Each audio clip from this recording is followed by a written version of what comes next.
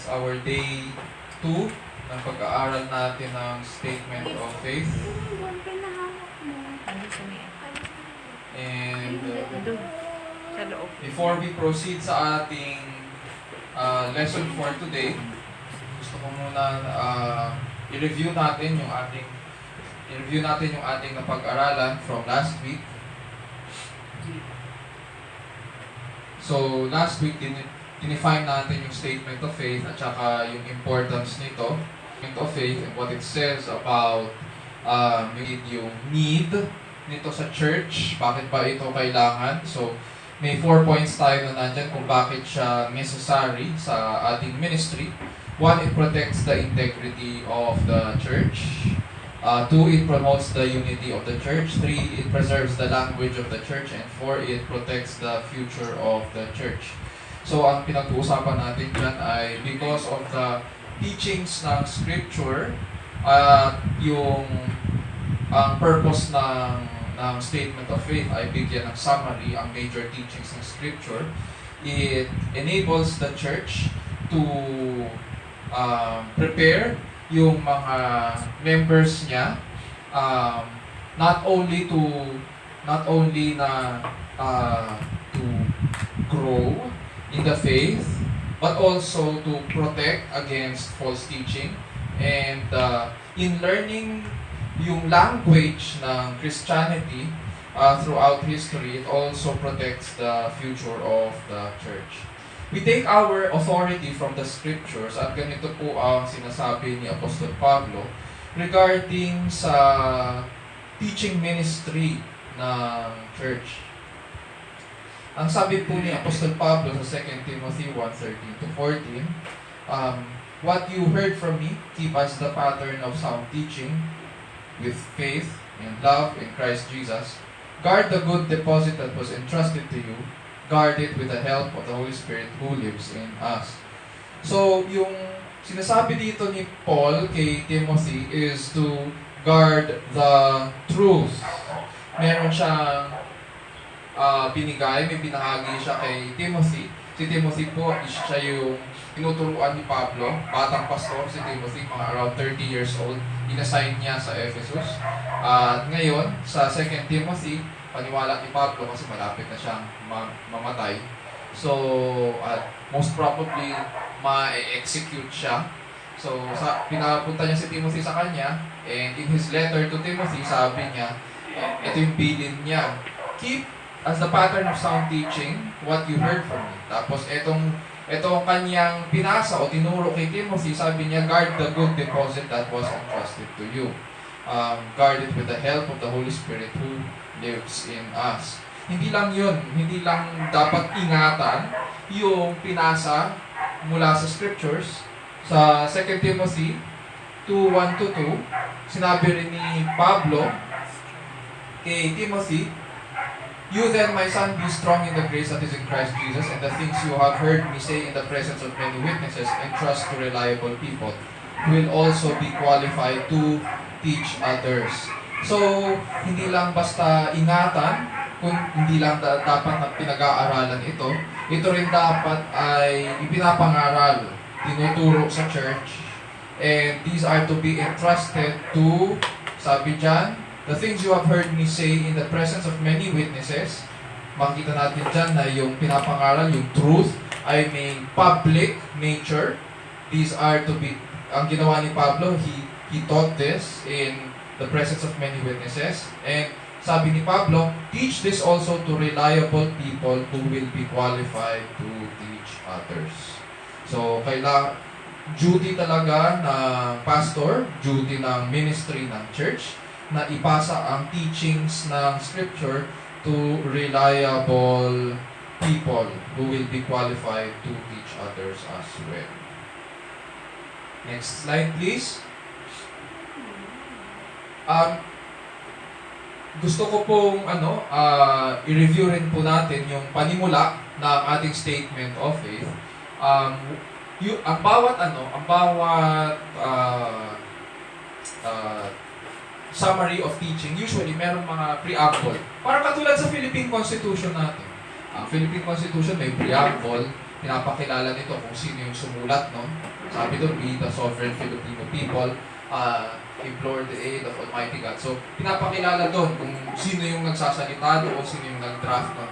In this case, dito sa ating preamble ng Statement of Faith, pinapakilala nito kung ano ang Statement of Faith at kung ano ang purpose nito sa church. Sinasabi dito, nilalayo ng ating doctrinal statement na bigyang buod at ayos ang essentials of the faith o ang mga hindi matatawarang katuruan ng Biblia. Maingat nating inilalarawan ang ating theological position at binibigyan ang ating iglesia ng isang angkla upang hindi matangay sa maling katuruan. Tapos sa pangalawang paragraph, sinasabi rin sa application of membership, ang mga aplikante ay kinakailang dumaan sa pag-aaral ng mga doktrinang ito at lagdaan ang isang pahayag na nagpapatunay ng kanilang pagsang-ayon sa mga turong ito. So later on, yung mga, syempre, nag-attend ng Statement of Faith at mga nag-a-apply para sa membership ng church, kailangan po nilang dumaan sa pag-aaral na ito at lagdaan ang isang form para sabihin na napag-aralan nila at or dumaan sila dito sa pag-aaral na ito. Ang isang bala kong gawin, part ng ating pag-aaral na ito, kaya meron tayong camera, ay i-upload natin to sa YouTube para doon sa mga absent or hindi nakakapunta ay ma-review rin yung mga napag-aralan natin. So it will serve as a record para sa mga susunod na mga mag-aaral pa ng Statement of Faith. So, sa pag-aaral natin ng Statement of Faith, makikita po natin na mayroong 16 na pahayag ang ating pinag-aaralan.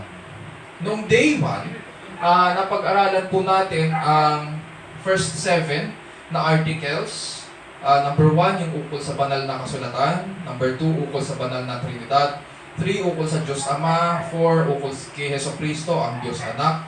Number 5, ukol sa Diyos Espiritu Santo. Number 6, ukol sa mga anghel. At 7, ukol sa tao at sa kanyang kasalanan. Ang second part ng ating pag-aaral ay sisilipin natin kung ano ang sinasabi ng scriptures ukol sa kaligtasan. And then next week, part 3, pag-aaralan naman natin yung articles 9 to 12 ukol sa iglesia, ukol sa mga ordinansa, ukol sa pagsamba at araw ng Panginoon, ukol sa pamumuhay bilang Kristiyano at kalayaan ng Kristiyano. And then sa pagdating ng first week of October, day 4, pag-aaralan natin yung articles 13 to 16 ukol sa paghihiwalay ng iglesia ukol sa paghihiwalay ng iglesia at ng estado at ang autonomy ng lokal na iglesia. 14 ukol sa pamahalaan at lipunan. 15 ukol sa pag-aasawa at ukol sa mga huling bagay. So maraming essentials ang tinuturo ng scriptures at dadaanan natin ang bawat isa in the next few weeks din. For today, ang pag-aaralan po natin ang ukol sa kaligtasan. Ganito po ang sinasabi ng introduction sa ating pag-aaral ukol sa kaligtasan. Ganito po. Itinuturo natin na ang kaligtasan ay ang soberanong gawa ng Diyos na ayon sa kanyang karunungan at walang hanggang kalooban, itinakda ng Diyos, banal na Trinidad, na pumasok sa mundo at ubusin ang taong makasalanan. So, dyan sa introduction na yan, malalaman natin na ang kaligtasan ay it is solely and sovereignly the work of God. Hindi siya cooperation ng Diyos at tao. Dyan pa lang tahasan na nating sinasabi that salvation is of the Lord. At ayon ito, saan? Sa kanyang karunungan, ayon sa kanyang walang hanggang kalooban. At ano daw, tinakda ng Diyos na pumasok sa mundo at tubusin ang taong makasalanan. Sa mga tuwid dito, sinasabi natin na yung term na tinakda, pwede rin sabihin na tinalaga. Sa makatuwid, yung ginawa ng Diyos na pagliligtas, baka isipin po kasi natin na si Adan nagkasala, doon pa lang nagkaroon ang Diyos ng plano kung paano iligtas ang tao. Hindi po. Sa pamamagitan ng plano ng kaligtasan, naiintindihan natin na hindi reactive ang Diyos. Matagal na niyang alam na, at bago pa man lalangin si Adan, alam na ng Diyos na papasok ang kasalanan sa mundo. And bago pa man magkaroon ng kasalanan sa mundo, may plano na ang Diyos na iligtas ang tao. Sa makatuwid, mula sa walang hanggan hanggang sa walang hanggan, pag-aaralan natin yung plano na yun. In terms of yung order of salvation sa umagang ito. Next slide, please. Nangako ang Diyos Ama na tutubusin niya ang mga hinirang sa Diyos Anak. So ito makita na natin yung how each person of the Trinity relates to one another in the plan of salvation. Nangako ang Diyos Ama na tutubusin niya ang mga hinirang sa Diyos Anak. Bilang pangunahing minamahal ng Ama, ang bugtong na anak ay isinugo sa mundo upang tuparin ang lahat ng hinihiling ng kaligtasan. Notice yung terms na ginamit dyan. Nangako ang Diyos Ama na tutubusin niya ang mga hinirang sa Diyos Anak. Kung may mga Bibles tayo, pwede bang buksan natin sa Awit chapter 2 verses 7 to 12. Yung iba sa Isaiah 42, 1 to 4, to 7 to 12. I will tell of the decree. The Lord said to me, "You are my son, today I have begotten you. Ask of me, and I will make the nations your heritage, and the ends of the earth your possession. You shall break them with a rod of iron, and dash them in pieces like a potter's vessel." Ang sabi dyan sabi dyan ng mga aawit, I will tell of the decree. What was that decree? The Lord said to me, "You are my son, today I have begotten you." So from eternity past, nag-uusap ang Ama at ang Anak at napagkasunduan nila na ang Ama sa Anak na tutubusin niya ang mga tao sa pamamagitan ng Anak. God is not reactive. Ang tawag po ng mga theologians dyan sa pag-uusap ng Ama at ng Anak ay ang covenant of redemption. Maraming klase ng covenant sa Bible, pero merong isang covenant doon na in eternity past ginawa. Ito based dito sa mga passages, di ba? Sabi rin ni Jesus Christ sa kanyang prayer sa Ama bago siya mamatay, "Glorify me with the glory that I had before the foundation of the world." So in that sense, makikita natin na nagre-relate na ang anak sa Ama at ang Ama sa anak at syempre dun sa mga persons of the Trinity, may pag-uusap sila na tutubusin nila ang tao. Hindi pa nagsisimula ang kasaysayan ng tao, may usapan na sila na magliligtas. At ang maluluwalhati dito sa bagay na ito ay ang Diyos. Kaya ganyan yung wording dyan. Nangako ang Diyos Ama na tutubusin niya ang mga hinirang sa Diyos Anak. Bilang pangunahing minamahal ng Ama, ang bugtong na anak ay isinugo sa mundo upang tuparin ang lahat ng hinihiling ng kaligtasan. Isaiah 42. Pakipasa po, sino yung Isaiah 42, 1 to 4. "Behold my servant whom I uphold, my chosen in whom my soul delights. I have put my spirit upon him. He will bring forth justice to the nations. He will not cry aloud or lift up his voice or make it heard in the street. A bruised reed he will not break, and a faintly burning wick he will not quench. He will faithfully bring forth justice.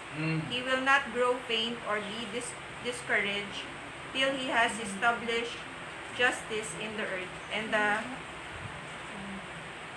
coastlands wait for his law." Okay.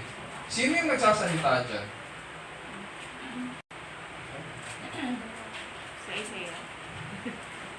The Lord's chosen servant yung tayo. Hindi. Sino yung nagsasalita? Behold. Paano yung structure ng sentence? Sabihin mo nga ulit. Behold my servant whom I uphold. Okay. My chosen, God the Father. Okay. Tapos, yung servant, naka-capital S. Hindi. Pansinin mo yung servant niya. Ano yung description niya? Whom I uphold, my chosen, in whom my soul delights. Yung ganyang klaseng language, kanino binibigay yan? This is my beloved son, in whom I am well pleased. Diyan sinabi niya, this is my servant in whom I uphold. whom I uphold and in my... Chosen, in whom my soul delights. So, sino yung binibigyan ng ganyang klaseng language? Na ang sinasabi niya, malapit na malapit ito sa akin. Itong servant na ito. Diba? Sino yung sinasabi ng Diyos na ganyan? Jesus Christ. Si Jesus Christ na. So, here, the Father is prophesying yung pagdating ng beloved Son. Pero, syempre, sa context ni Isaiah, hindi naman nila kilala kung sino yung anak. So, syempre, ang ginagamit ng Diyos, yung language ng tao, nung time na yon. So, paano nila maiintindihan yon? Ang ginamit niya, syempre, yung servant, salitang servant, tsaka yung descriptions ng tapat na lingkod. Sa Acts 2:23, ganito naman ang sinasabi, this Jesus delivered up according to the definite plan and foreknowledge of God, you crucified and killed by the hands of lawless men. Yung nangyari kay Jesus Christ, sabi dyan, this Jesus delivered up according to the definite plan and foreknowledge of God. Whose plan is this? This is God's. According to what? According to His foreknowledge. Lahat ng nangyari kay Jesus Christ, pati yung pagkakanulo sa Kanya, yung pagkapako sa Kanya, lahat ng bagay na yun, nangyari according to God's foreknowledge. In other words, lahat ng bagay na nangyari sa kasaysayan, alam na ng Diyos. You crucified and killed by the hands of lawless men. So, maliwanag na sinasabi sa atin ng scriptures na in eternity past, may plano na ang Ama tungkol sa pagliligtas. Pag binasa pa natin ng Ephesians 1:4, mas lalo pa magiging maliwanag. Ephesians 1:4, ganito po ang sinasabi.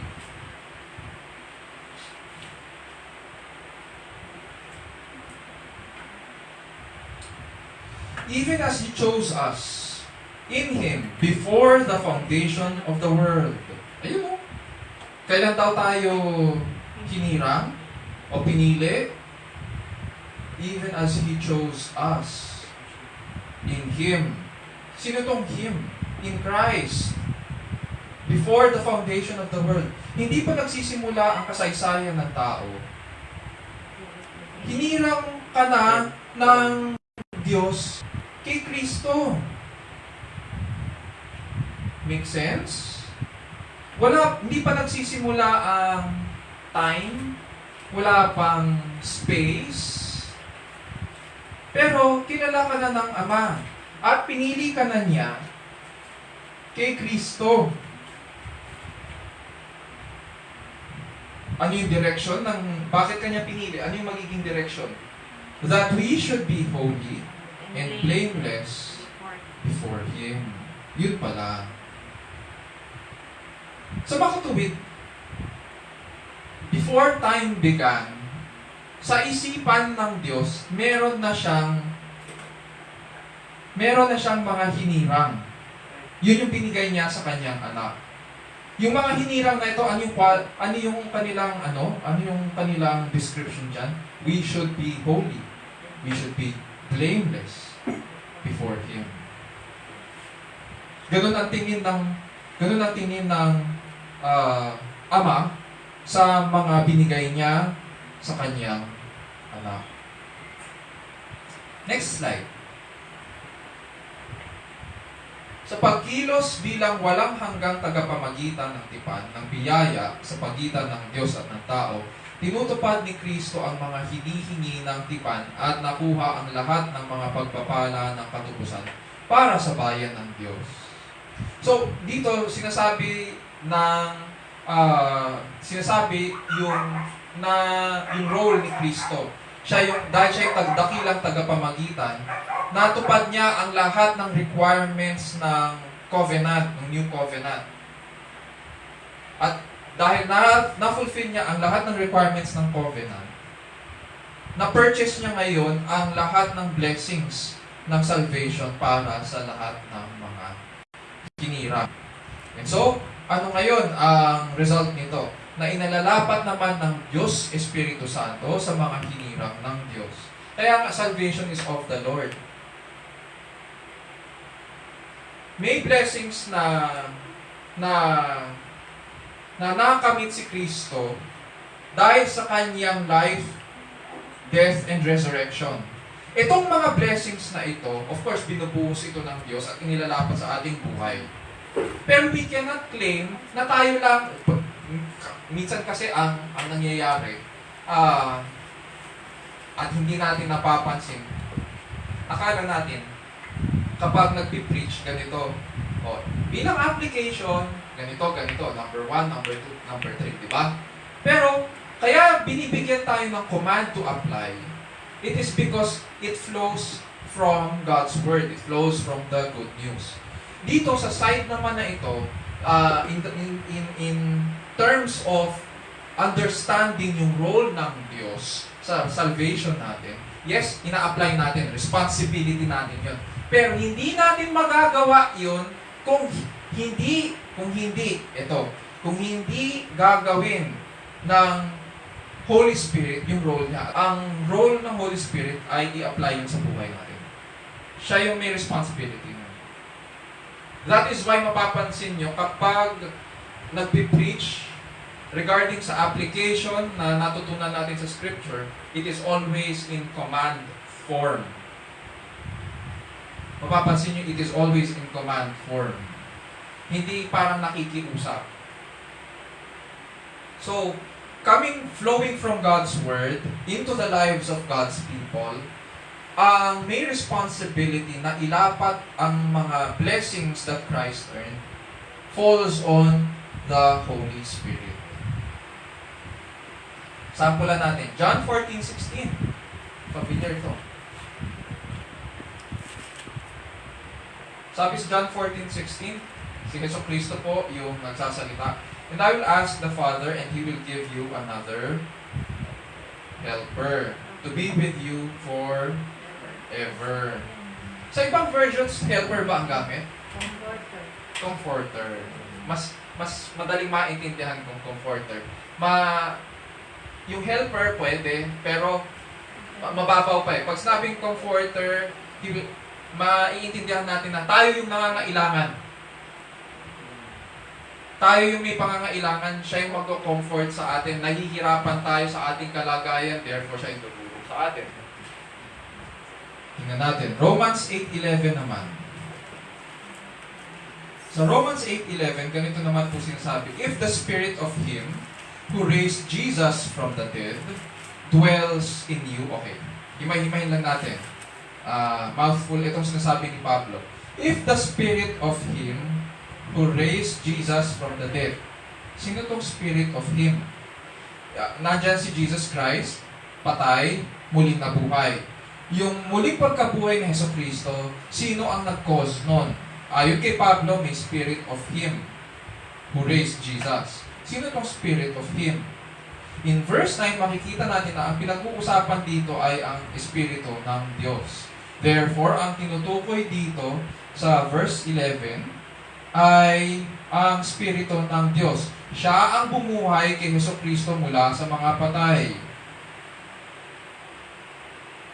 And if this Spirit dwells in you, sabi ni Pablo, He who raised Christ Jesus from the dead will also give life to your mortal bodies through His Spirit who dwells in you. Maliwanag po. So, ang role ng Espiritu Santo ay bigyan tayo ng panibagong buhay at itong buhay na ito ay magbubukal sa buhay na walang hanggan. Questions? Wala. Ang nakikita nyo po dyan, yan, hihimay-himay na natin ngayon. Kanina tinalakay natin yung roles ng bawat person of the Trinity in salvation. And they work as one sa history of redemption. They work as one God.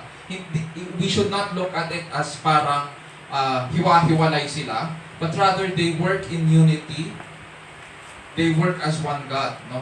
Ngayon, dito naman, yung nakikita nyo dyan, ang titignan naman natin ay yung logical order of salvation. Walang order na pinapakita sa atin ang scriptures. Merong certain order siya na katulad na pag pinag-aralan natin ang Romans chapter 8, yung tinatawag natin na golden chain of redemption. Pero there are some parts na hindi sinasabi. May mga parts dyan na ang nangyayari na sabay-sabay. Posibleng sabay-sabay yun. Bakit sinabi na may order? Halimbawa, ang election. Yan yung sa unang yan yung, imagine natin yan yung first step. Ganyan ang ginagawa ng Diyos. Kailangan meron siyang tinatalaga para sa kaligtasan. Sabi natin kanina, tinalaga niya ang mga binigay kay Kristo mula pa sa foundation of the world. Diba? So, kailangan from eternity past, merong ginagawa ang Diyos para sa kaligtasan ng kanyang bayan or mga hinirang. Doon sa pinakadulo, yung 8.8, yung glorification, yan yung eternity future. So, makikita natin ngayon, magkakaroon tayo ng appreciation na ang kaligtasan ay from eternity past to eternity future. Hindi nagsimula ang kaligtasan nung nagkasala si Adan. Hindi po nagsimula ang kaligtasan doon. Bago pa man likhain ng Diyos ang mundo at lalangin si Adan at si Eva, nasa isipan na ng Diyos ang pagliligtas. Sapagkat nais niya na siya ang maluwalhati sa eternity future. Okay. So, makikita natin, pagdadaanan natin yun. Sige, okay lang yan. Iwan mo lang ganyan. So, dadaanan natin ang bawat pwede natin sabihin phase ng salvation. Yung election, mauuna, susunod yung effectual calling, and regeneration. Halos pwede nating sabihin na magkasabayan. Pero may logical order pa rin siya. Tapos, susunod yung justification by grace through faith alone. And then, yung adoption and union with Christ. And then, susunod yung sanctification, perseverance of the saints, at saka glorification. At mapapansin natin na technical at theological yung terms, pero kung may tanong po tayo, pwede natin, pwede nyo po itaas yung inyong mga kamay, tapos subukan natin sagutin. Tinagalog ko na lang yung ibang mga terms dyan. Kung tatanungin nyo ako, Pastor, kailangan ba namin i-memorize yan? Makakatulong po. Makakatulong po sa atin pag memorize natin yan. Ako nung una, syempre, bago akong estudyante, kailangan kong i-memorize yan. Para paano mo ituturo yan nang hindi tumitingin halimbawa sa mga ganyan, paano mo ituturo yung pagkakasunod-sunod niyan kung hindi mo i-memorize. Pero later on, habang pinag-aaralan ito, syempre, naiintindihan na namin yung pagkakasunod-sunod, yung logical order niya. So, unahin po natin ang election. Ano po ang sinasabi tungkol sa election or pagtatalaga ng mga hinirang? Sabi po dyan, nagmula sa banal na karunungan ng Diyos, ang soberanong paghirang ng Diyos sa mga makasalanan, bago pa man itatag ang mundo, ay hiwalay at hindi nakasalalay sa pagpili, paggawa, tugon, o kabutihan ng sinumang tao sa paunang kaalaman ng Diyos, yung foreknowledge niya. Pinili niya sila kay Kristo para sa buhay na walang hanggan, ayon sa mabuting layunin ng kanyang kalooban, sa ikapupuri ng kalwalhatian ng kanyang kagandahang loob.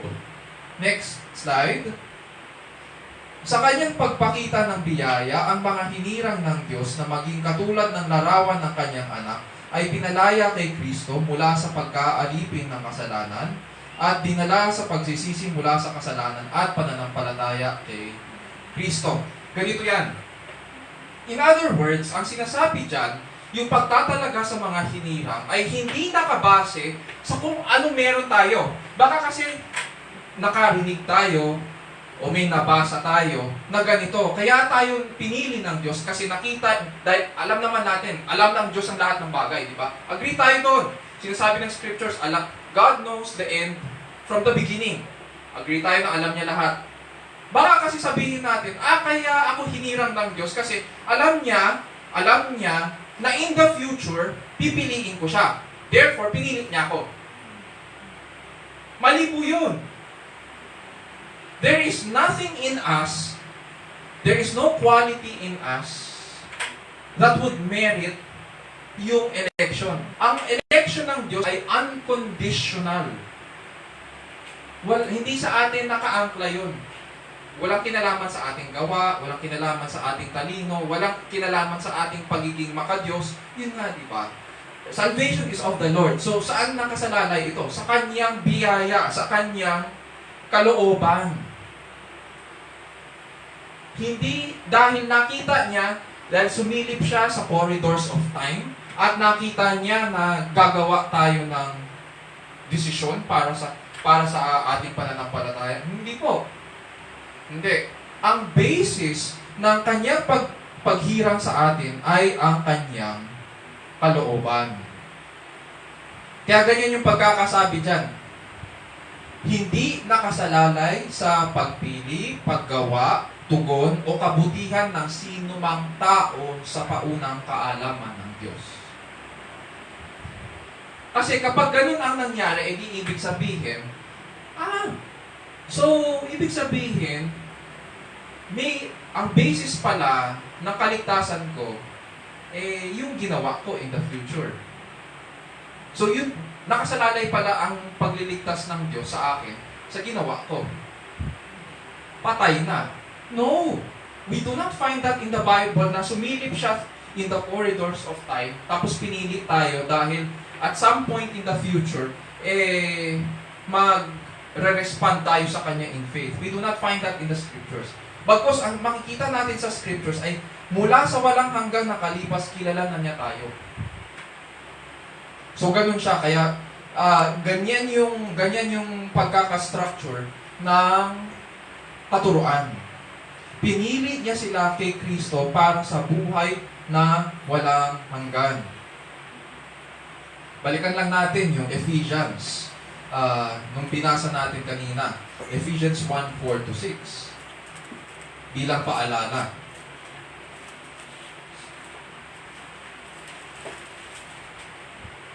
Sa Ephesians 1:4-6, verse 3.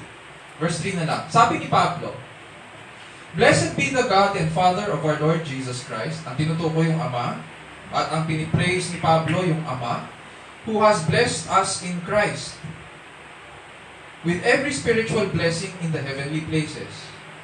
What are these blessings in the heavenly places? Verse 4, even as He chose us in Him. He chose us in Him. The Father chose us in Christ before the foundation of the world, that we should be holy and blameless before Him. In love, He predestined us for adoption to Himself as sons through Jesus Christ, according to the purpose of His will.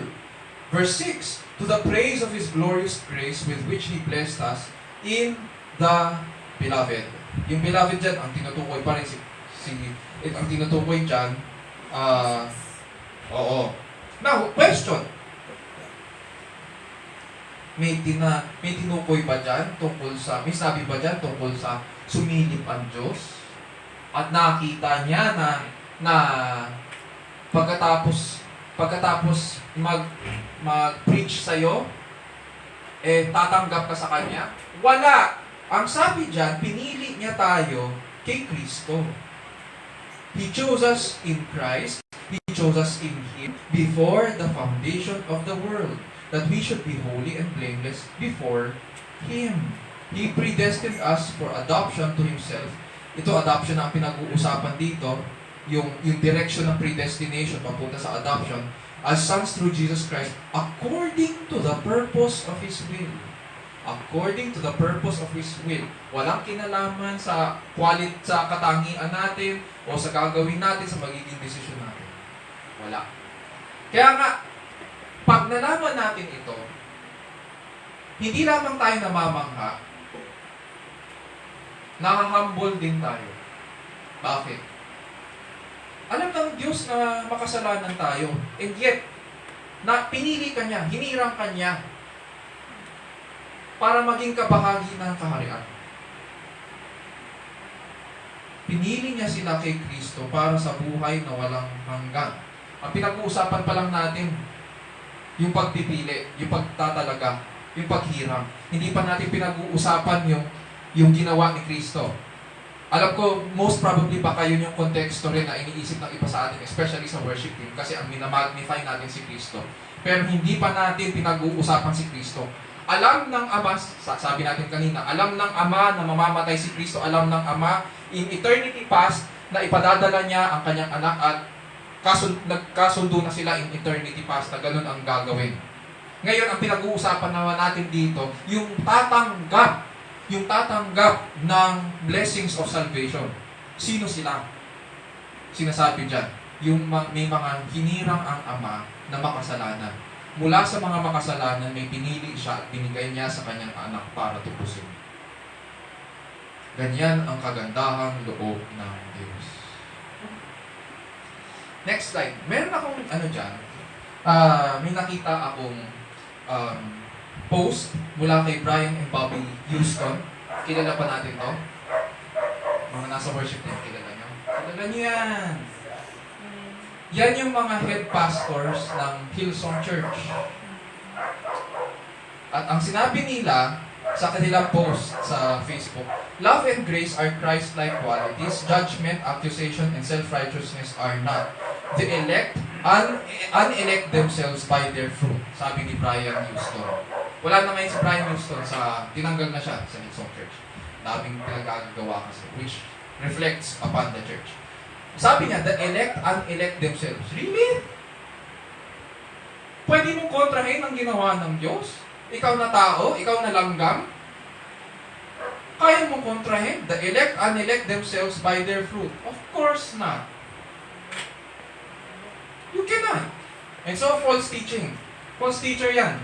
The elect can unelect themselves. And that's the reason why I discourage, mapapansin nyo na hindi na natin inaawit ang mga awiting Hillsong. Dahil, sila?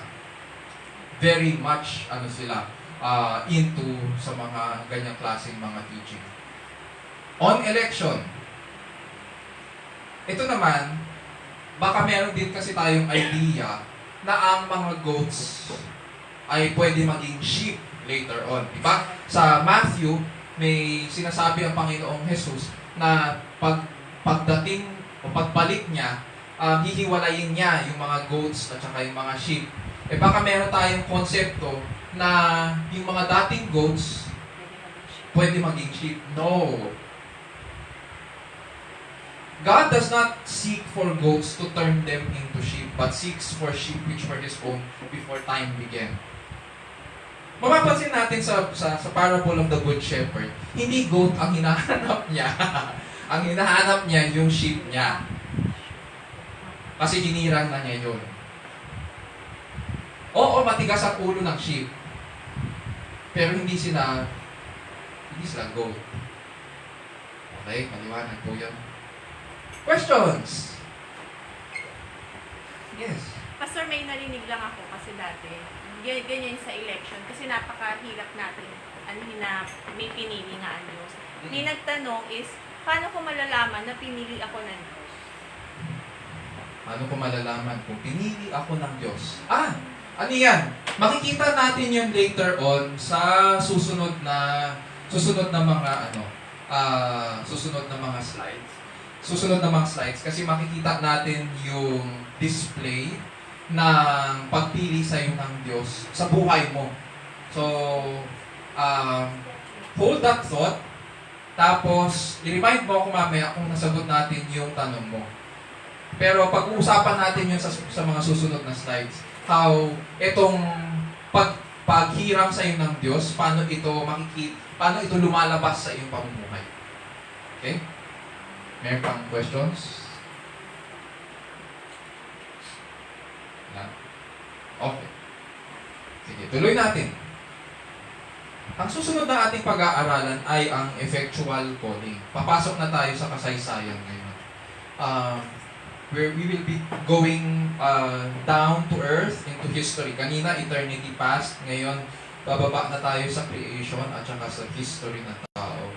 Pag sinabing effectual calling or yung tinatawag na mabisang pagtawag at pagbabago, ito yung effectual calling and regeneration. Ang effectual calling and regeneration, hiwalayin muna natin.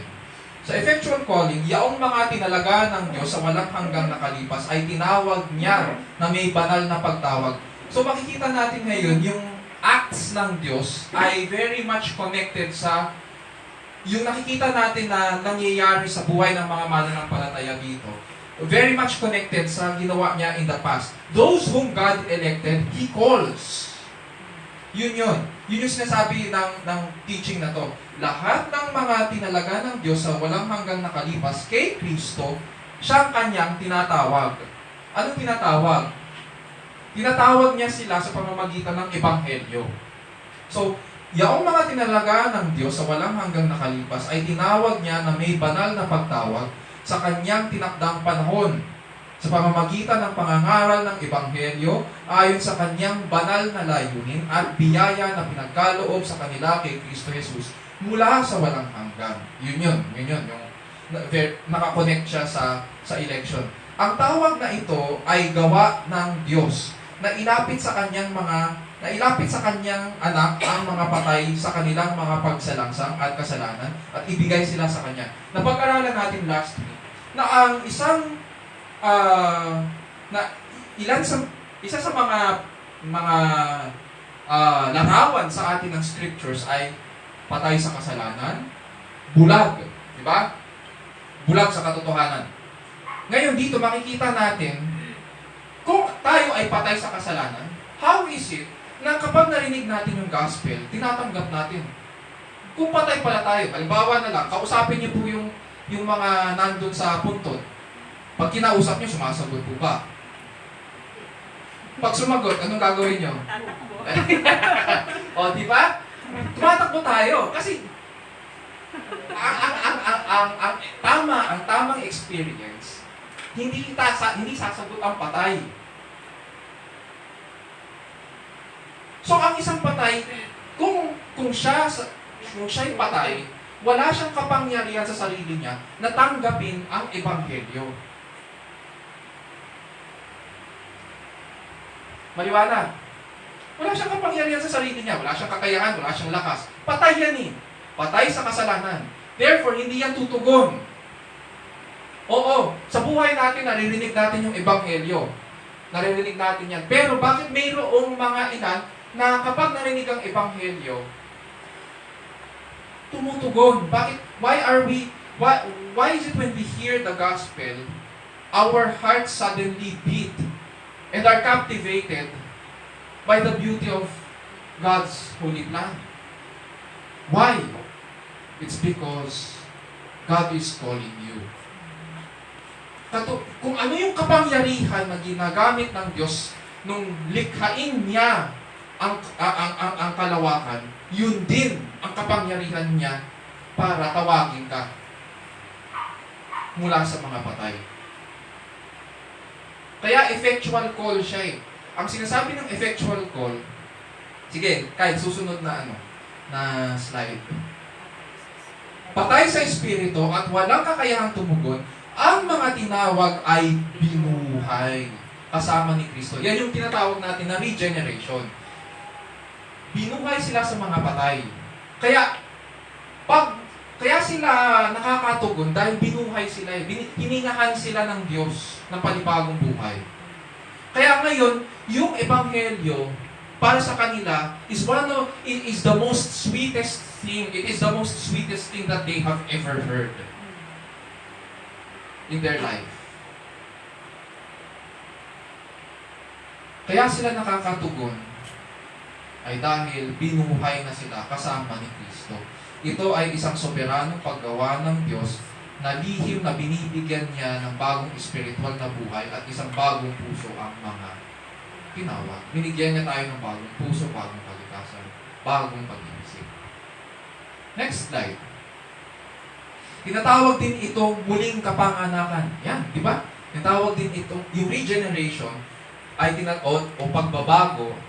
Ang isa pang tawag dyan yung pagiging born again. O ang bagong paglalang or new creation. Di ba? Mababasa natin yun sa 2 Corinthians 5:17. New creation. Pero gusto ko rin gamitin yung new creation. Bakit? When we talk about being born again, sometimes kasi namamodel up yung konsepto ng pagiging born again or born from above, born from heaven. Kasi ang pumapasok sa ating isipan ay mga grupo at saka mga denomination, mga relihiyon. Kaya ako, ang gagamitin ko, minsan new creation, bagong paglalang. Bakit? Kasi itong pagiging bagong paglalang, mangyayari pa ito sa new heaven and new earth. Pero kung ang new creation ay mangyayari sa new heaven and new earth, kailan nagsimula ang new creation? Sa bagong paglalang. Sa new birth natin. Sa makatuwid, ang ginawa ng Diyos, pansinin nyo, in Genesis ha, yung old creation to ha, in Genesis, nilikha muna ng Diyos ang lahat ng bagay. Diba? Bago ang tao. Sa new creation, baliktad. Inuna niya tayo. Either way, kung ako tatanungin nyo, sa Genesis, pinakita ba ng Diyos ang pagmamahal niya sa creation? Yes. Dito sa new creation, pinakita niya, mas emphasize ngayon yung pagmamahal niya sa atin. Bakit? Inuna niya tayo eh. Tayo yes, we are part of the new creation, pero nagsimula siya sa atin. Tapos, doon pagbalik ni Jesucristo, doon pa lang babaguhin ang lahat. Yes, we are the new creation. Kaya nga, yun yung ganun yung pagkakagamit ni Pablo ng term. Yung blessings ng eternity future, ganito ang ginagamit ng mga theologians. The blessings of eternity future invade the present. Ganun ang intention ng Diyos. It invades the present. Pwede rin sabihin, ina-advance niya sa atin. Pwede rin natin sabihin na patikim sa atin yung blessings of the future. Ang ganda, di ba? Sila ay binigyan ng bagong buhay upang silang lahat na ibinibigay ng Ama sa Anak ay masayang tutugon sa pagsunod sa pamamagitan ng paglapit sa Anak. Yun yung dahilan kung bakit tayo lumalapit naman din bilang tugon sa pagtawag ng Anak. When the shepherd calls, we respond. Why? Because yun yung nature natin. Yun yung bagong nature. Hindi na siya alipin ng kasalanan. Next slide. Ang mga hinirang na namatay sa kamusmusan, ito naman may kinalaman sa mga babies. Ang mga hinirang na namatay sa kamusmusan ay ligtas kay Kristo at binibigyang panibagong buhay sa pamamagitan ng Espiritu na gumagawa kung kailan, saan at kung paano niya nais. Gayon din ang iba pang mga hinirang na walang kakayahang matawag ng panlabas na pangangaral sa pangangaral ng salita. So, may mga ano talaga, may mga areas sa buhay ng mga hinirang na hindi natin maintindihan, katulad ng kung ang magulang, let's say, ay believers tapos namatay ang kanilang anak, pero sila, mahal nila ang kanilang anak bagaman hindi pa lumalabas. Paano yun? Ang paniwala natin dyan ay because the parents are the Lord's, they belong to Christ, tapat sila kay Kristo, ganun din ang anak. By grace ng Panginoon, sila po ay, ang kanilang anak ay ganun din. Ligtas kay Kristo at binibigyang panibagong buhay sa pamamagitan ng Espiritu. How about yung iba naman? Sabi dyan, gayon din ang iba pang mga hinirang na walang kakayahang matawag ng panlabas na pangangaral sa pangangaral ng salita. Ibig bang sabihin tayo lang ang ligtas. Meron ding iba na paano yung mga iba na hindi pa nakakarinig ng ebanghelyo. Halimbawa, madalas ko naririnig yan sa mga missions conference na paano yung mga nasa bundok-bundok na hindi nakarinig ng ebanghelyo. Sa tribo. Mga nasa tribo. Accountable sila sa Panginoon according sa kanyang revelation sa kanila. Hindi according hindi according sa halimbawa, nag-aaral tayo ganito kalalim. Hindi ayon dito sa lalim ng pinag-aaralan natin. Ayon sa pagpahayag ng Diyos sa kanila. Doon sila magiging accountable. Halimbawa, nasa tribo sila, ni-reveal ng Diyos ang kanyang sarili sa pamamagitan ng kagandahan ng kalikasan, sa pamamagitan ng mga bituin. Accountable sila sa Diyos sa ganung paraan. So, ganun siya. Kaya nga, di ba, yun yung sinasabi ni Pablo na for the wrath of God is revealed sa laban sa lahat ng righteousness at saka unrighteousness pala ng tao. So, at the end of the day, dahil ni-reveal ng Diyos ang kanyang sarili sa kanila, nilikha niya sila ayon sa kanyang larawan at wangis, at sinabi niya kay Adan kung anong gagawing tama, wala tayong pwedeng idahilan sa Diyos na pinabayaan tayo. At hindi lang yun. Ang buong kalikasan ay witness sa kagandahan ng Diyos at sa kanyang katuwiran. Hindi natin pwedeng sabihin sa kanyang harapan, pagbalik niya, hindi ko alam. Alam mo. Alam mo. So, based doon sa naging promises sa atin ng Panginoon, based sa kanyang revelation, doon tayo mananagot. Pero at the end of the day, walang sino mang tao sa munding ito ang pwedeng magsabi sa harapan ng Diyos na hindi kita kilala. Lahat tayo mananagot sa Kanya. Questions? Wala? Tuloy natin. So, yun pa lang yung based doon sa question mo kanina, ano yung mga signs na para malaman natin kung tayo ay elect. Yan. Number 1, lahat ng elect ay tinatawag. Dahil sila po, paano natin nalaman na tinawag siya? Siyempre, tumutugon siya. Ibig sabihin, siya po ay muling pinanganak o binago ng Panginoon kaya siya nakatutugon. Tuloy natin. Punta naman tayo sa pagpapawalang sala. Yan. Isa sa mga favorite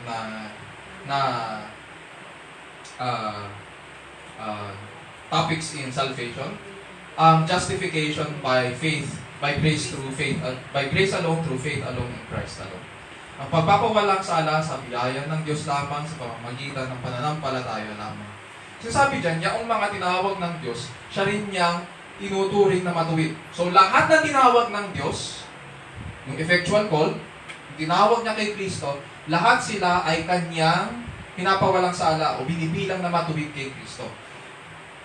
Whenever we talk about justification by faith, lagi po nating tatandaan, mag-partners yan, yung pagpapatawad at saka ang justification.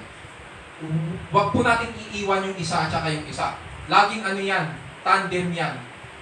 Yung pagpapatawad sa kasalanan at saka ang justification by grace through faith.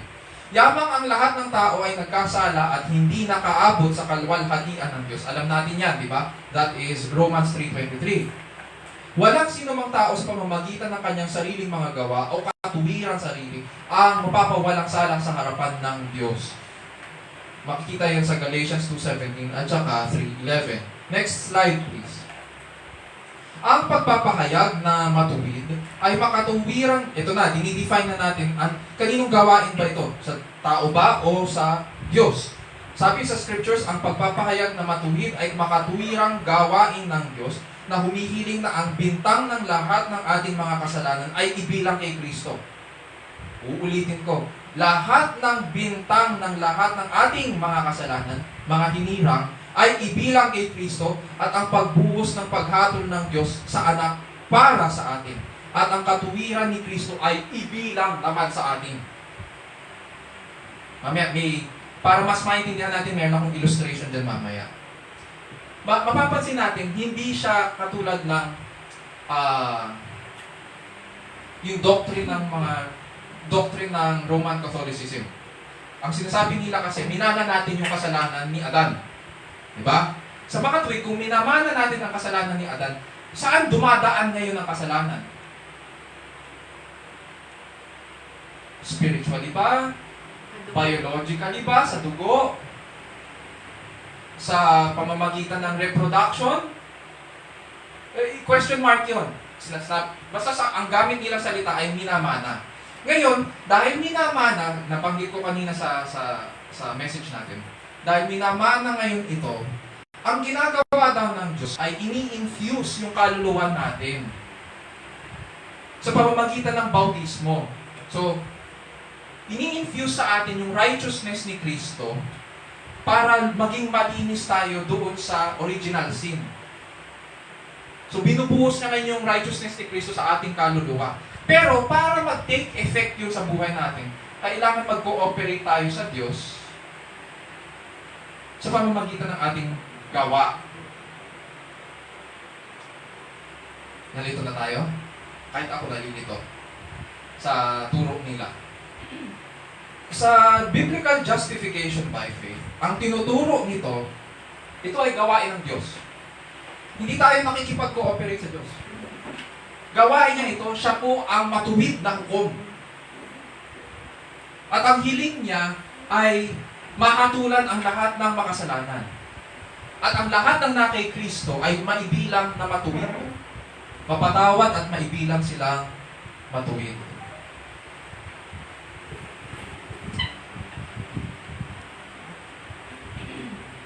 Next slide, tuloy natin. Na isa sa kautuparan ito, hindi sa pamamagitan ng anumang gawa. Ayan na. Hindi ito sa pamamagitan ng anumang gawa, galing, o pagsunod ng isang taong makasalanan. Ngunit, ayon lamang sa buong pagsunod ni Kristo. Hindi sa gawa natin, kundi sa gawa ni Kristo. Ayon lamang sa buong pagsunod ni Kristo sa Ama sa kanyang buhay at kamatayan niya sa krus, na gumagawa ng wasto at tunay na kasapatan sa lahat ng hiling ng katarungan ng Diyos para sa atin. Si Kristo lamang ang may kakayahan na tugunan ng may kasapatan ang lahat ng hiling ng katarungan ng Diyos. Tayo wala. Siya lang. Therefore, next slide please. Ang pagbabago sa katayuan ng makasalanan, tayo yun, sa harap ng Diyos, ay hindi nakasalalay sa sariling gawa. Dapat hindi capital pala yun. Hindi nakasalalay sa ating sariling gawa, kundi sa natapos at ganap na gawa ni Kristo. Ang instrumentong ginagamit ng Diyos upang ituring at ipahayag na matuwid ang makasalanan. Ito, pinag-usapan na natin dito yung instrumento na ginagamit ng Diyos.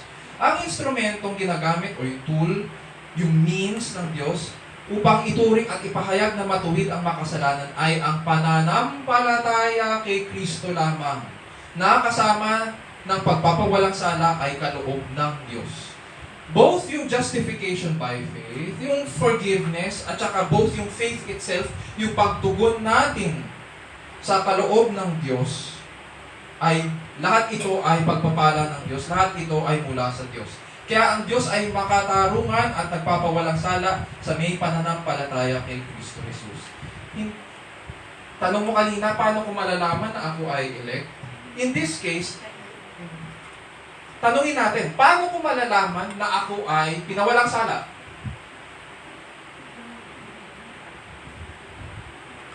Answer? Sabi ni Pablo kanina, di ba? Sa Romans 1:16. I am not ashamed of the gospel, for it is the power of God unto salvation for those who believe. Ang justification is by faith. It is for believers. Do you believe?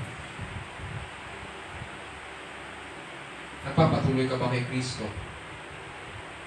Hindi siya one time, big time na naniwala ako noon in the past tapos ngayon ginagawa ko na yung gusto ko. Hindi. Nagpapatuloy ba ako kay Kristo? Doon ko malalaman na napawalang sala ako. Sapagkat nagpapatuloy ako kay Kristo. Sabi rin kanina, di ba? From faith to faith. From first to in it, the righteousness of God is revealed from faith to faith. Next slide. Ito. Yan. Okay. Para maintindihan natin how this works, sa Reformed view, may tinatawag tayong three great imputations. Three great imputations.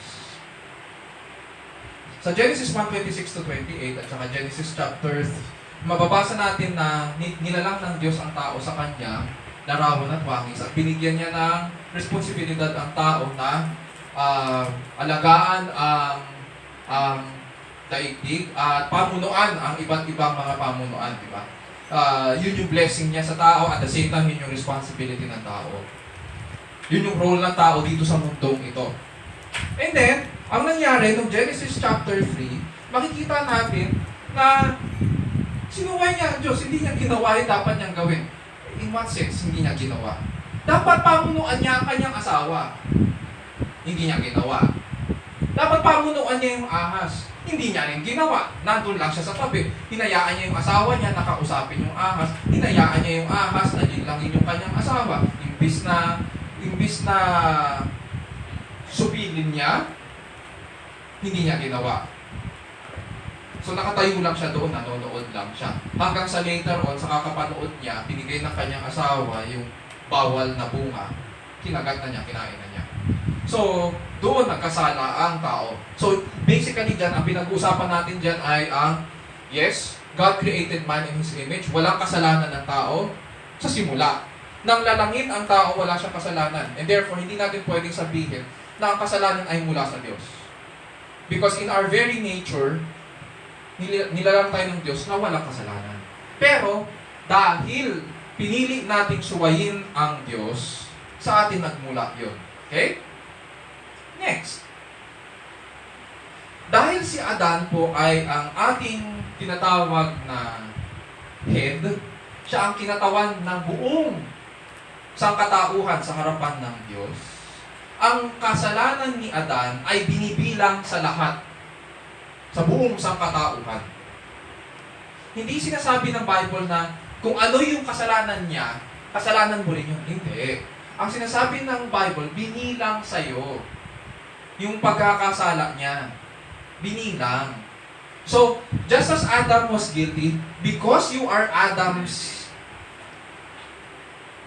descendant, dahil ikaw ay dahil tayo ay kaapu-apuhan ni Adan, ganun din. Nagkasala rin tayo sa laban sa Diyos. And so, yung first imputation ay yung imputation ni Adam sa lahat sa atin. Sabi sa Romans 5:12, 19, ano sabi dyan? Pakibasa po. Kung may mga Bibles tayo.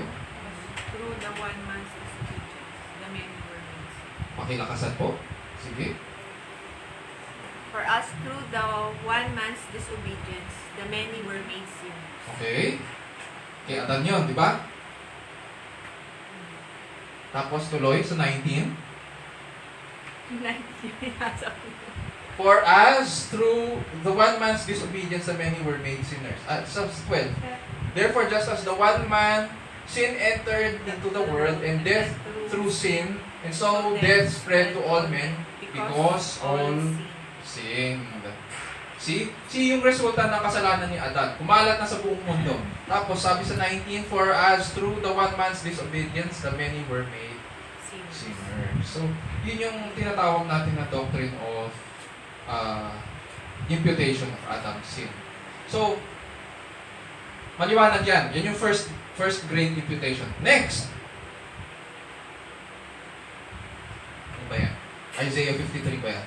Okay. Sabi rin sa Isaiah 53, as a result of the anguish of his soul, ito ang tinutukoy sa Isaiah 53, Madalas ko rin ito kino-quote for additional reading material ni AJ kapag nag-intro siya. Sa Isaiah 53, sinasabi po, as a result of the anguish of his soul, he will see it and be satisfied. By his knowledge, the righteous one, ang tinutukoy si Jesucristo, my servant will justify the many. He will justify the many as he will bear their iniquities. Hindi naman sinabi, he will justify all of mankind. Ang sinabi, he will justify the many. Sa makatuwid, yung hinirang ng Ama at binigay kay Kristo, sila lang ang maja-justify. Kaya mapapansin niyo dyan sa ating illustration, may mga, yan yung buong mankind. Mula kay Adan, lahat yan. Pero mapapansin niyo, ilan lang ang may drawing ng cross. Hindi lahat i-justify. Pili lang kung sino yung pinili ng Ama, as he will bear their iniquities. Therefore, I will allot him a portion with the great, and he will divide the booty with the strong, because he poured out himself to death and was numbered with the transgressors. Yet he himself bore the sin of many. Ayan na naman. He himself bore the sin of many and interceded for the transgressors. Next, because yun ang ginawa ni Jesucristo, because of his role as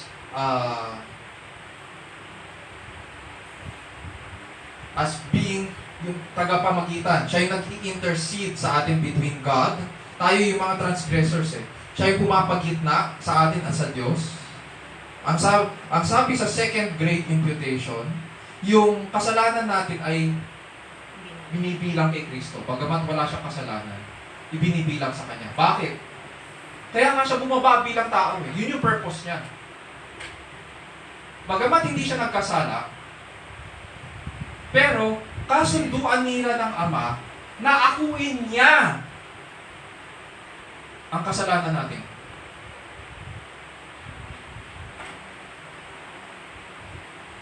Any thoughts? Inako niya. Ano sinasabi sa Galatians 3:10 and 13?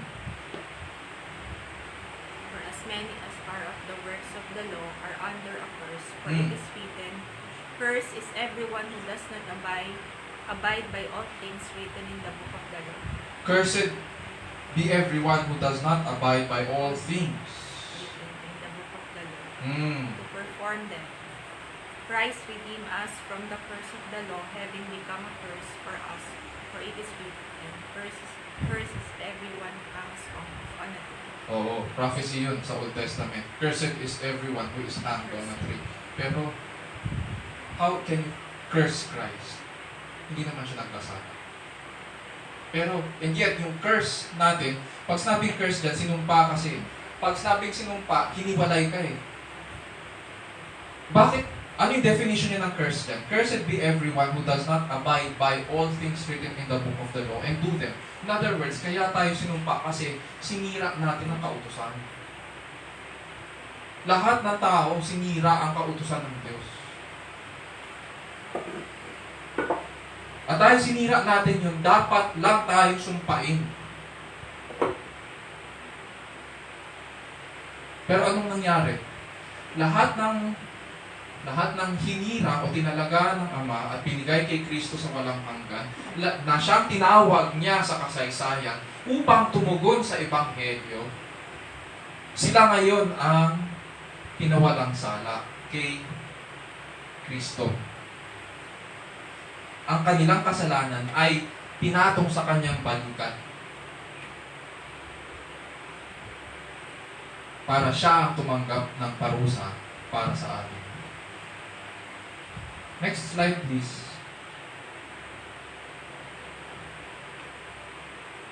Sige.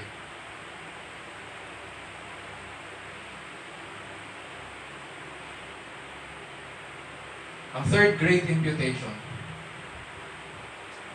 Sa third great imputation, sinasabi natin, dahil pinatong ang lahat ng ating kasalanan kay Kristo, at si Kristo ay hindi nagkasala, bagkus siya ay nanatiling tapat hanggang kamatayan, ang kanyang buhay, ang kanyang katuwiran ay binibilang naman sa atin na hinirang ng Diyos.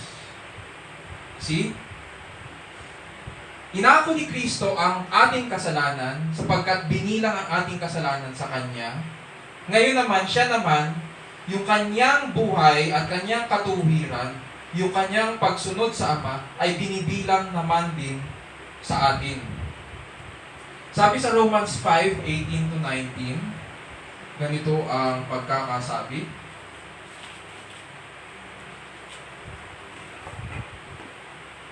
Therefore, as one trespass led to condemnation for all men, so one act of righteousness leads to justification and life for all men. For as by the one man's disobedience the many were made sinners, so by the one man's obedience rather, the many will be made righteous. So, yun yung imputation nung righteousness ni Christ sa atin. Binibilang sa atin by the one man's obedience kay Kristo, the many will be made righteous. Ang sabi sa Isaiah 53, 5-10, anong sinasabi dyan? 11-12. Sige.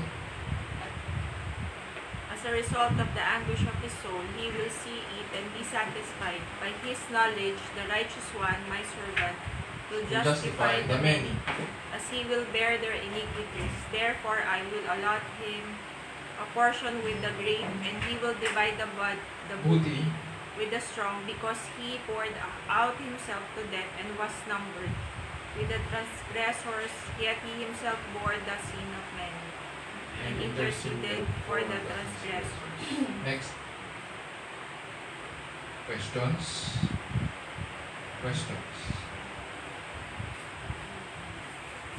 Yun yung makikita nating proseso ng justification. So, dahil ganyan yung plano ng Ama, at yan yung tinupad ni Kristo, sasabihin pa ba natin sa Diyos,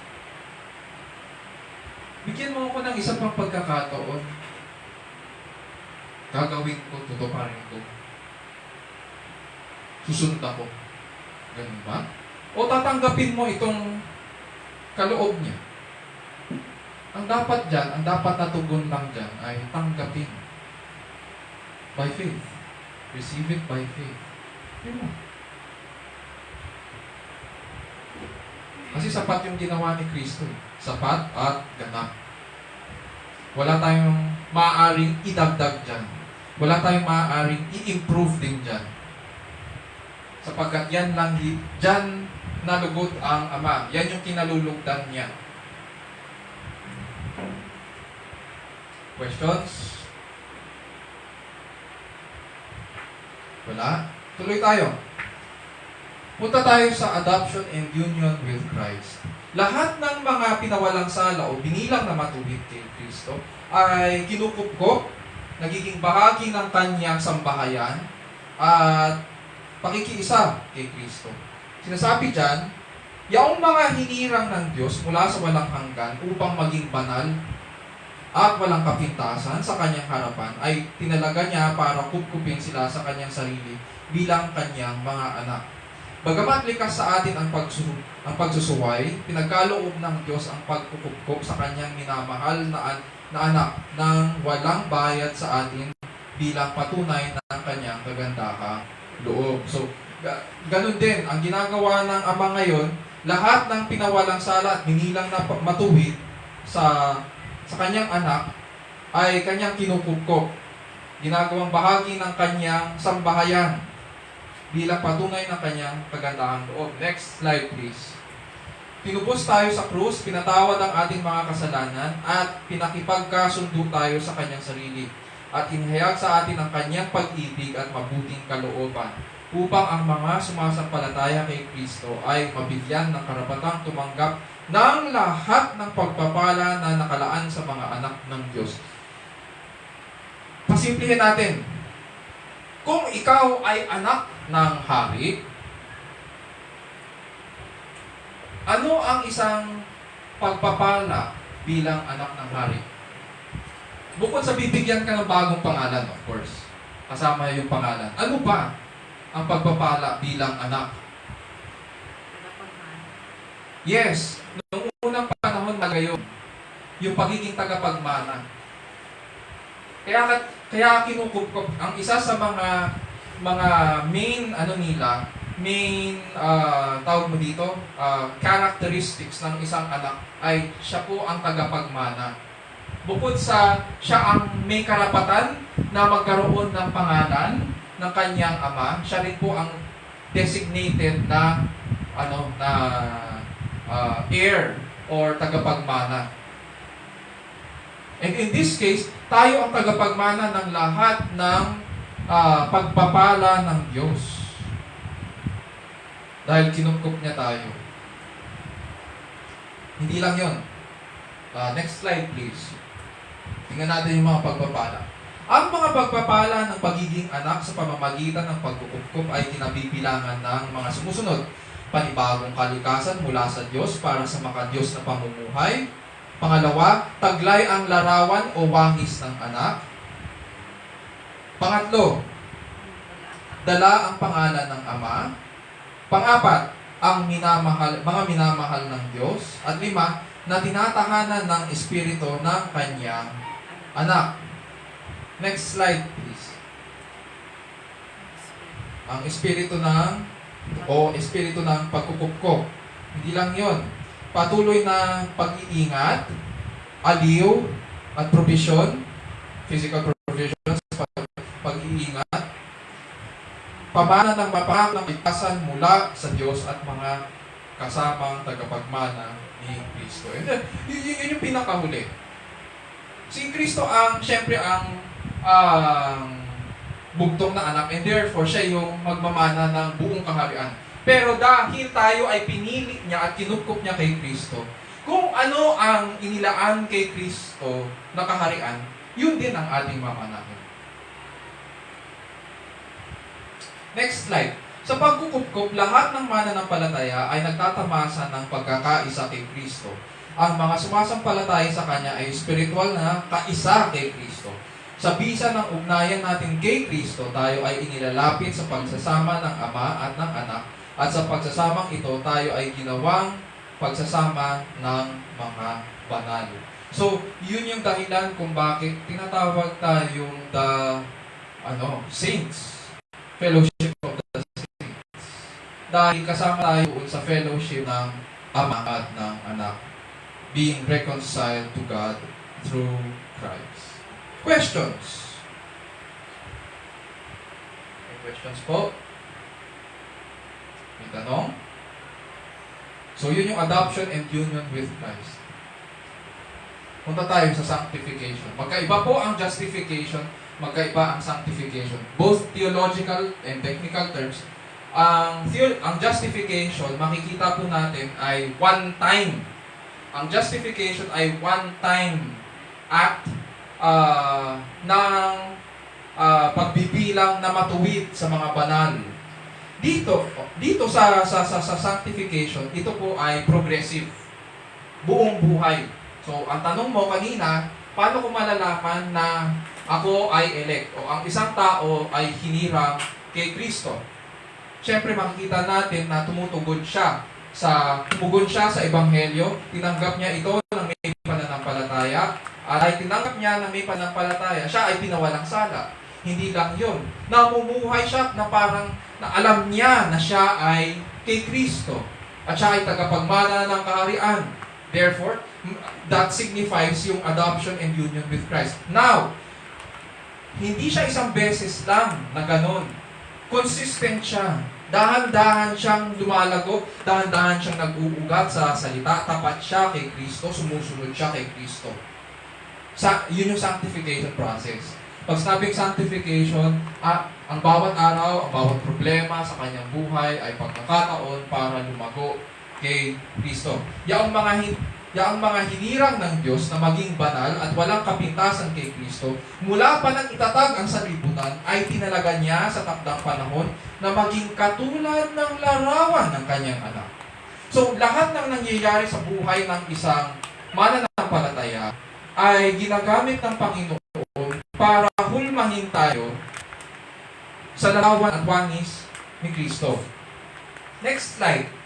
Yamang pinalaya na sa kapangyarihan ng kasalanan, ang lahat ng mga araw ng buhay ng mananampalataya ay gawa ng biyaya ng Diyos sa ikabubuti ng mga umiibig sa Kanya. Ang mananampalataya ay unti-unting nababago sa larawan ni Kristo mula sa kalwalhatian hanggang sa kalwalhatian. Next slide. Dahil binigyan siya ng kapangyarihang lumakad sa kabanalan at kalinisan sa pagtitiwala kay Kristo sa kanyang paglago, ang pinakadakilang tanda ng paglago ng isang mananampalataya sa buhay Kristiyano ay hindi ang mga pagpapakita ng mga espiritual na kaloob, kundi ang kanyang paglakad sa espiritu. Na araw-araw pinapatay ang makasalanang pagnanasa o yung mga pita at mga gawa ng laman. Sa makatuwid, ang totoong Kristiyano, makikita sa araw-araw na paglakad niya at kung paano niya patayin ang kanyang mga pita, yung mga masasamang pita, pagnanasa at mga gawa ng laman.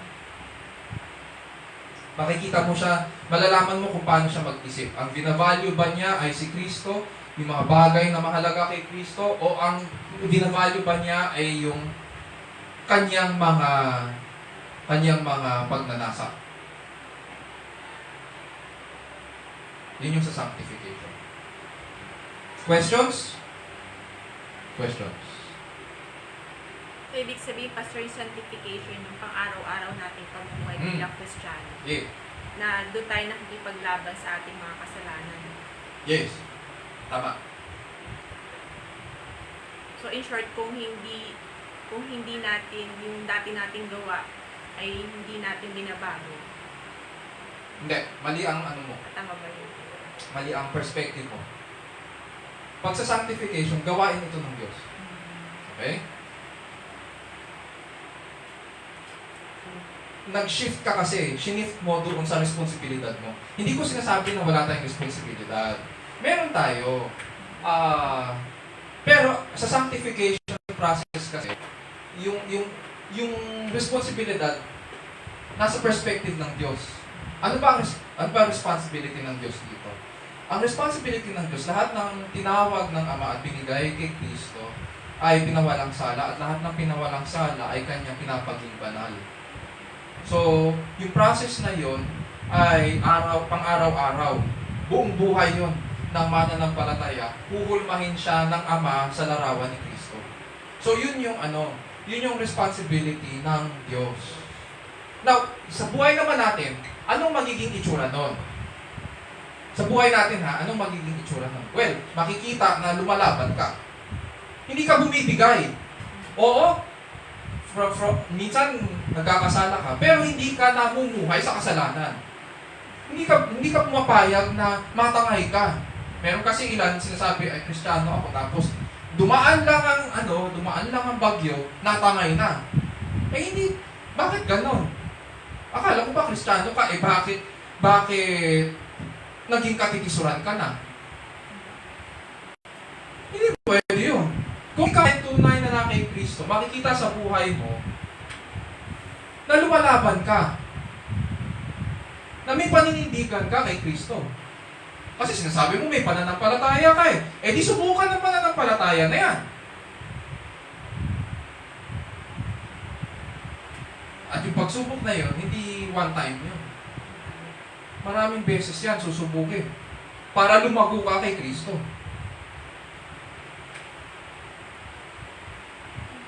Kasi kung walang pananampalataya, anong susubukin? Wala. Makikita mo, matatangay yan.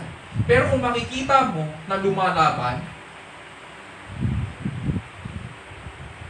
wala kang masasabi. Hindi mo pwedeng sabihin na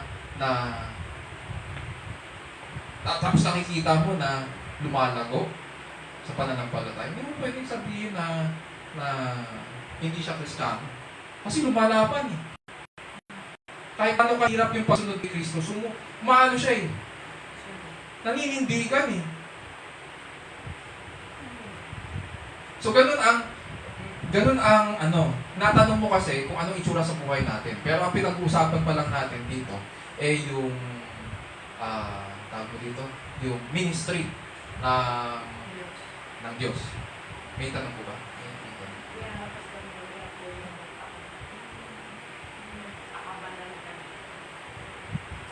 Mahirap magpakabanal.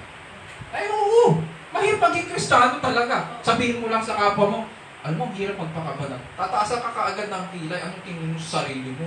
Di ba? Linis-linis mo. Di ba? Perfect mo, ha?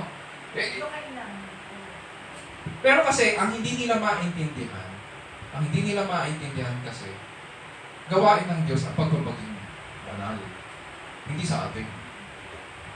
Pero dahil binago niya ang ating kalikasan at kinupkup niya tayo sa kanyang sambahayan, dapat lang na mamuhay tayo na parang banal. Dapat lang. Hindi pwede kasi yung labas. Ay, hindi natin hindi natin pwedeng idahilan din yun. Bakit? Alam mo kung bakit? Ang pinanggagalingan nila yung sarili nila. Kaya nila sinasabi at ninadahilan na sasabihin nila, nobody's perfect. Pero sa totoo, it is just an excuse. Ginagamit lang nila yung excuse na yun para makapagpatuloy sila sa kasalanan nila. So, sinasabi nila sa mukha mo, nobody's perfect. Pero pag talikod mo, tuloy na naman sila sa kanilang kalikuan, di ba? Pero ang tunay na kay Kristo, hindi siya magdadahilan na nobody's perfect. Ang sasabihin niya, ako ay makasalanan. Probably even the chiefest of sinners, sabi nga ni Pablo. At pinatawad ako ng Diyos at pinawalang sala. Tagatanggap lang ako ng mga pagpapala. Pero wala akong pwedeng i-claim, wala akong pwedeng ipagyaman. Wala. So, ganun siya. So, hindi natin ginagamit yung mga excuses ng mundong ito para magpatuloy. Kaya mapapansin nyo rin, hindi ko rin ginagamit yun. Hindi nyo maririnig sa akin yun. Kahit sa mga post ko, wala akong ginagamit kung paano nila. Kasi alam ko kung saan nagmumula yung mga ganong klaseng salita. At nagmumula yun sa sarili nila kasi gusto nila magpatuloy sa kanilang kalikuan. Okay, next. Perseverance of the saints. Yan yung perspective mo. From heaven above, ang pinag-uusapan ay sanctification. And buong lifetime yan ng believer.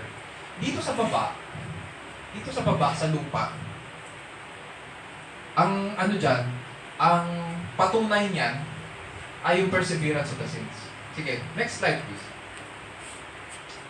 Sinasabi dyan, yaong mga mabisang tinawag ng Diyos, yaong mga mabisang tinawag ng Diyos, tinanggap sa mga minamahal, at pinapaging banal ng kanyang espiritu, upang maging katulad sa larawan ng kanyang anak, ay hindi tuluyang o sa kahuli-hulihan matitisod sa biyaya ng Diyos. O nga naman, pinakitaan ka na ng biyaya ng Diyos, kung tunay kang nasa Kanya, hindi ka matitisod sa Kanyang biyaya. Bakit, Pastor, meron bang natitisod sa biyaya ng Diyos? Oo. Yung mga nagyayabang sa Kanya. At dahil nagyayabang sila sa Kanyang harapan, pinagyayabang nila ang kanilang mga gawa at kanilang mga buhay, obviously, hindi sila tinawag kasi hindi sila nagpakumbaba. Hindi sila nagpakumbaba. Biruin mo, sa biyaya ng Diyos, natisod pa. Tuloy natin. Bagkus, sabi dyan, tiyak na mananatili sa pananampalataya hanggang sa wakas.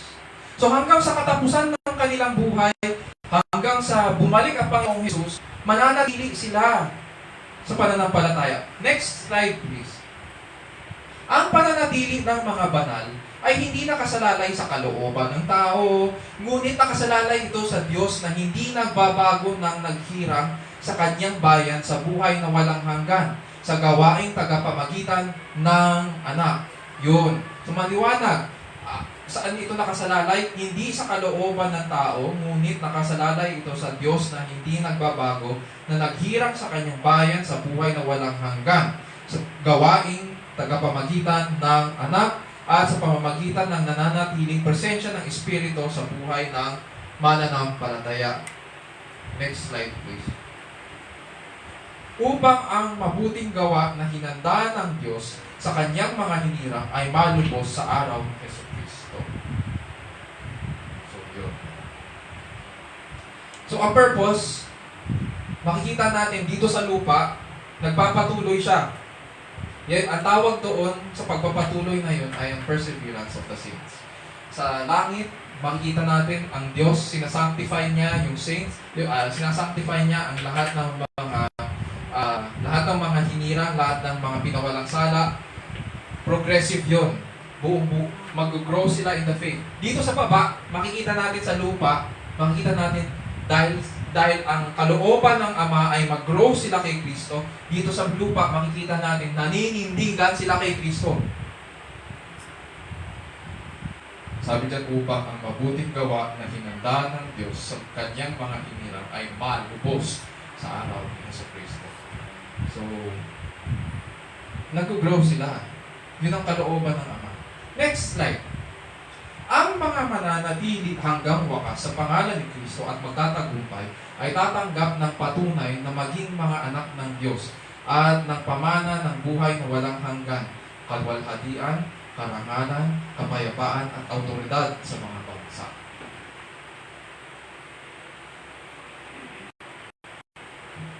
Siyempre, yung mga pamana na ganyan sa new heaven and new earth.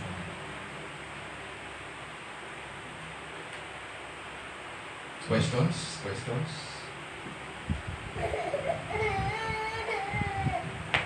Wala? So, sanctification, perseverance of the saints. At syempre, yung pinakahuli, familiar tayo dito, ang tinatawag natin na glorification of the saints or ang pagluluwalhati sa mga banal. Sinasabi po dyan, yaong mga pinawalang sala ng Diyos, siya rin niyang niluluwalhati at lahat ng binigay ng Ama sa Anak ay bubuhayin niyang muli sa huling araw. Ang pagluluwalhati sa mga banal ang huling gawain ng kagandahang loob ng Diyos sa pagtubos sa kanyang mga hinirang sa pamamagitan ng pagtupad ng kanyang pangako na ganapin ang pagbabago sa kanila sa larawan ng kanyang anak. So yan yung pinakahuling stage, yung huling gawain ng Diyos sa pagbabago sa atin sa larawan ng kanyang anak. So next slide, nasa huling yugto ng pagtutubos na aalisin ng Diyos ang lahat ng bakas ng kasalanan at babaguhin ang ating mga katawan ayon sa katawan ng kanyang kalwalhatian upang hindi lamang natin mamasdan ang kanyang kalwalhatian kundi malugod rin tayo at sa wakas ay maihayag natin ito. Ito ay isang pamana na pinatitibay ng banal na Espiritu at ating pag-asa na sa pagbabalik ni Kristo makakasama natin siya magpakailan-kailanman. Questions? Sa makatuwid, itong glorification of the saints, this will take place sa pagbabalik ni Kristo. At pangalawa, magte-take place din ito sa new creation. Babaguhin na niya ang physical na pangangatawan natin. Mawawala na yung sakit, mawawala na yung mga sabi ng iba, we will be at the prime of our life. Hindi alam kung ano magiging itsura natin to. Pero sabi, meron daw katawan na physical at merong katawan na panlangit. So, sabi rin, ipakikilala rin tayo during that time, makikilala tayo ng buong mundo sapagkat dito, sa glorification, syempre tayo yung mag-glorify sa lahat compared doon sa mga ayaw sumampalataya kay Kristo. Pakikilala tayo ng Diyos. Na tayo yung mga hinirang niya mula sa walang hanggan hanggang sa walang hanggan. And yun. Yes. Of course. Masarap talaga. Kasi makakapiling mo na dyan ng Diyos. Makakapiling mo rin lahat ng kapatid mo, kapatid mo, Kristo, sa buong mundo. At magkakasama kayo sa walang hanggan. Diba? At makikita mo rin doon, syempre, makikita mo rin yung sabi nila, dahil new heaven and new earth na yan, napag-usapan din natin, diba, sa kasaysayan ng kaligtasan, magkakaroon pa rin ng trabaho. Oo, magkakaroon. Pero hindi na katulad ngayon na hirap na hirap. Hindi na ganun. Maganda ang pamumuhay, maganda rin ang ang pamamalakad, ang pamumuno, sapagkat makikita natin si Kristo. Lahat ng mga tanong natin ay masagot. Dahil nandyan na kapiling ng tao ang Diyos.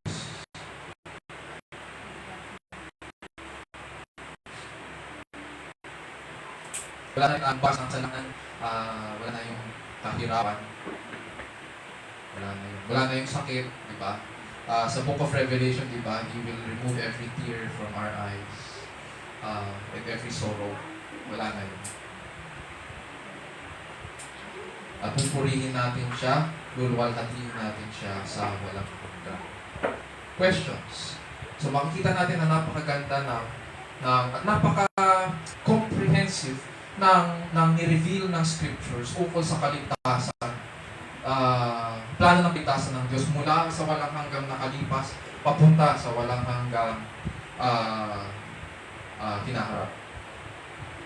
From eternity past to eternity future. Yes.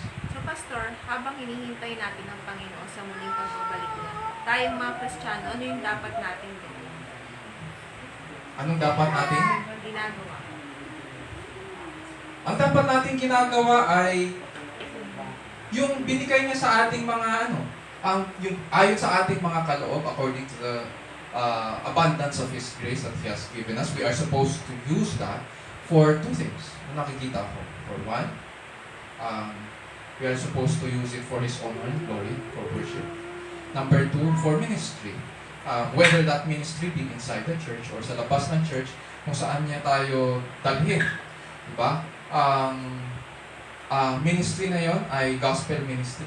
Therefore, we are supposed to use yung gifts na binigay niya sa atin so that others may come to know who Christ is. And lead them to Christ so that many will come to worship Him. Kasi nga hindi natin kilala yung mga inelect niya. At the end of the day, hindi natin kilala. And therefore, hindi dapat din ginagamit. May mga narinig ako na ganito ginagamit na excuse. So, ayaw pumunta sa church, ayaw maglingkod, ayaw mag-minister and all that. Ang sinasabi nila, huwag niyong pilitin yan. Kasi hindi yan pinili. Hindi ganun ang pagkakagamit ni Pablo sa Book of Ephesians. And therefore, hindi dapat din natin gamitin na parang excuse yun para sa katigasan ng ulo ng ilan sa atin. Ang katigasan ng ulo dapat dinidil yan on the spot. At hindi dapat nasasabihin, gagamitin natin ang plano ng kaligtasan na kesyo hindi sila inelect. Nagiging excuse na lang yun. Alam ko yung mga ginagamit ng ilan, pero mali ang pagkakagamit nila. Kasi ginamit ni Pablo yun as a comfort sa mga taga-Efeso na medyo confused sa kanilang kaligtasan. Pero, at the end of the day, ang tanong, matigas ba ang ulo niyan o hindi? Kung matigas ang ulo, dapat dinidin niya ng church. So, ano ba ang klase ng ministry na dapat para sa kanya? So, kailangan ma-define ng maayos yun ng church. Yes, you are correct. At the end of the day, hindi natin alam kung sino ang elect. We cannot go around telling people, elect ka, ikaw hindi. Hindi pwedeng ganon. You cannot. Hindi natin kilala. Ang Ama lang ang nakakakilala kung sino yung binigay niya sa anak, yun lang. So, any other questions? Questions? Wala na? Sige. Kung wala na po, at baka may maisip kayo, afterwards, okay lang, tatanggap lang tayo ng mga Q&A, baka may pumasok sa inyong isipan. So, let's close in prayer. Close na rin ating session. And then we can partake of the merienda blessings. Finish. Sige.